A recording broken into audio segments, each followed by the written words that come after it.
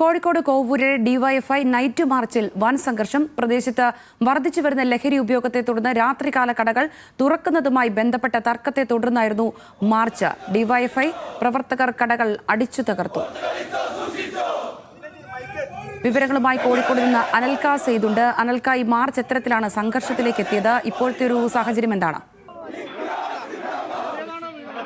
സംഗീത, കഴിഞ്ഞ കുറച്ച് ദിവസങ്ങളായി ഈ മെഡിക്കൽ കോളേജ് കോവൂര് ഇരിക്കാരപ്പള്ളി ഈ പ്രദേശം പറയുന്നത് സ്ഥിരമായിട്ട് സംഘർഷ മേഖല കൂടിയാണ്. അതായത് ഇവിടെ ഈ രാത്രികാല കടകൾ, ഒരുപാട് രാത്രികാല കടകൾ ഇവിടെ പ്രവർത്തിക്കുന്നുണ്ട്. അതായത് വൈകുന്നേരം 5 മണിക്കൊക്കെ തുറക്കുന്ന രാത്രി വരെ പ്രവർത്തിക്കുന്ന ഒട്ടനവധി കടകളിവിടെ പ്രവർത്തിക്കുന്നു. ഇതുമായി ബന്ധപ്പെട്ട് കഴിഞ്ഞ ദിവസങ്ങളിൽ, അതായത് കഴിഞ്ഞ ആഴ്ചകളിലൊക്കെ തന്നെ ഈ ഭാഗങ്ങളിൽ ലഹരി വസ്തുക്കൾ ഉൾപ്പെടെ MDMA ഉൾപ്പെടെ പിടികൂടിയിരുന്നത്. അതായത് ഈ MDMA ഉൾപ്പെടെ ഈ കടകൾ നിൽക്കുന്ന സ്ഥലത്ത് നിന്നൊക്കെ തന്നെ വലിയ രീതിയിലുള്ള MDMA യുവാക്കളൊക്കെ പിടികൂടി. ഇതുമായി ബന്ധപ്പെട്ട് തന്നെ ഇവിടെയുള്ള നാട്ടുകാരുടെയും അതോടൊപ്പം തന്നെ രാഷ്ട്രീയ പാർട്ടികളുടെ എല്ലാം ആൾക്കാരൊക്കെ തന്നെ ഇത്തരത്തിലൊരു ബുദ്ധിമുട്ട് പറഞ്ഞിരുന്നു. കാരണം ഈ രാത്രി കാലങ്ങളിൽ ഇവിടേക്ക് ഭക്ഷണം കഴിക്കാൻ വരുന്നവർ ഈ വാഹനം, അതായത് ഇപ്പോൾ ഇതിന്റെ തൊട്ടടുത്ത് തന്നെ കോഴിക്കോട് മെഡിക്കൽ കോളേജാണ്. അതായത് ഈ മെഡിക്കൽ കോളേജിലേക്ക് അടക്കം ഈ ആംബുലൻസ് അടക്കം വരുന്ന സന്ദർഭങ്ങളിൽ ഈ രാത്രി കാലങ്ങളിൽ ഫുഡ് കഴിക്കാൻ വരുന്ന ആൾക്കാർ വാഹനം നിർത്തിയിട്ട് അത് ആംബുലൻസ് ഉൾപ്പെടെ പോകാൻ കഴിയാത്തൊരു സാഹചര്യം ഉണ്ടാകുമെന്ന് ഒരു കാര്യം സൂചിപ്പിക്കുകയും ചെയ്തിരുന്നു. ഇതുമായി ബന്ധപ്പെട്ട് തന്നെ നാട്ടുകാർക്കിടയിൽ വലിയ രീതിയിൽ പ്രതിഷേധം ഉയർന്നു. അതോടൊപ്പം തന്നെ ഡിവൈഎഫ് ഉൾപ്പെടെയുള്ള സംഘടനകൾ ഈ രാത്രികാല കടകൾ 10:30 കഴിഞ്ഞാൽ അടക്കണമെന്നൊരു കാര്യം ഉന്നയിക്കുകയും ചെയ്തു. ഇതുമായി ബന്ധപ്പെട്ട് ഇന്നലെ ഇവിടെ വലിയ രീതിയിൽ സംഘർഷം നടന്നിരുന്നു.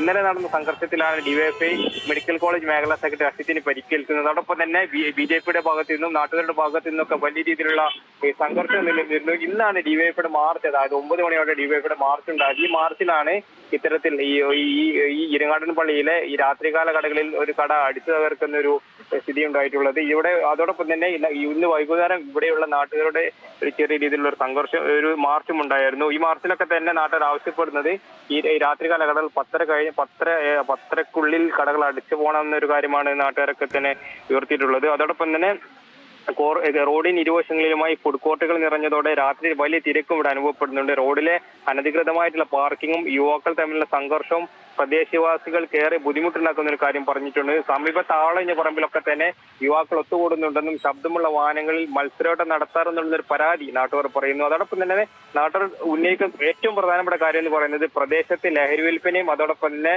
മറ്റ് സാമൂഹ്യ വിരുദ്ധ പ്രവർത്തനങ്ങളോട് ഉണ്ടെന്ന് ആരോപിക്കുകയും ചെയ്യുന്നുണ്ട്. കഴിഞ്ഞ ദിവസം തന്നെയാണ് ഈ ലഹരി വിൽപ്പനയ്ക്ക് എത്തിയ യുവാവിനെ എക്സൈസിന്റെ സ്പെഷ്യൽ കോഡ് അറസ്റ്റ് ചെയ്യുകയും ചെയ്തിരുന്നു. ഏതായാലും ഈ വിഷയത്തിനകത്ത് നാളെ മെഡിക്കൽ കോളേജ് ക്രൈം ACPയുടെ നേതൃത്വത്തിൽ ഇത്തരത്തിലൊരു സർവകക്ഷി യോഗം വിളിച്ചിട്ടുണ്ട്.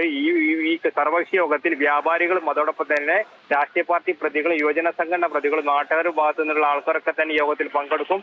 ഇതുമായി ബന്ധപ്പെട്ട് ഇനിയും, അതായത് ഈ കടകൾ അടിച്ചിട്ട് കഴിഞ്ഞാൽ വലിയ രീതിയിലുള്ള സാമ്പത്തിക നഷ്ടം തങ്ങൾക്കുണ്ടാകുന്ന ഒരു കാര്യമാണ് ഇവിടെയുള്ള കടയുടമകൾ പറയുന്നത്. ഏതായാലും നാളെ ഈ സർവകക്ഷി യോഗം ഉണ്ടെന്നാണ് ഇപ്പോൾ നമുക്ക് ലഭിക്കുന്ന ഒരു സംഗീതം. ശരി അനൽക.